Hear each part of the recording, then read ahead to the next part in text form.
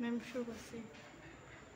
যে শিক্ষার্থীরা আমরা এতক্ষণ ধরে আলোচনা করলাম অ্যামিনো অ্যাসিড প্রোটিনকে আত্মবিশ্লেষিত করলে অ্যামিনো অ্যাসিড পাওয়া যায়। সেই জন্য প্রোটিনের শ্রেণীবিন্যাস করার আগে আমাদের অ্যামিনো অ্যাসিড সম্পর্কে জানতে হবে। অ্যামিনো অ্যাসিডটা কি? যে জৈব অ্যাসিডের এক বা একাধিক হাইড্রোজেন পরমাণু অ্যামিনো গ্রুপ দ্বারা প্রতিস্থাপনের ফলে যে জৈব অ্যাসিড উৎপন্ন হয় তাকে বলা হয় অ্যামিনো অ্যাসিড। এই হচ্ছে অ্যামিনো অ্যাসিডের সংজ্ঞা। বৈশিষ্ট্য হচ্ছে এটা আমাদের মানবদেহে আলফা, সবগুলো হচ্ছে আলফা অ্যামিনো অ্যাসিড এবং পানিতে দ্রবণীয়, এরা অ্যালকোহল অদ্রবণীয়, স্বাদহীন, মিষ্ট বা তিক্ত পদার্থ হয়ে থাকে, তিক্ত জাতীয় পদার্থ। এরা উচ্চ গলনাঙ্ক বিশিষ্ট হয়। প্রোটিনকে হাইড্রোলাইসিস করলে অ্যামিনো অ্যাসিড পাওয়া যায়। এই হচ্ছে আমাদের অ্যামিনো অ্যাসিডের বৈশিষ্ট্য।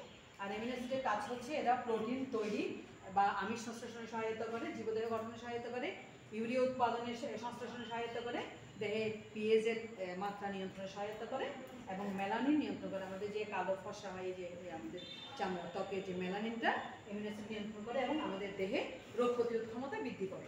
এই হচ্ছে আমাদের অ্যামিনো অ্যাসিড সম্পর্কে আমরা জানলাম। এরপরে আমরা প্রোটিনের শ্রেণীবিন্যাস, প্রোটিনের কাজ এবং জীবদেহে প্রোটিনের ভূমিকা নিয়ে আলোচনা করব।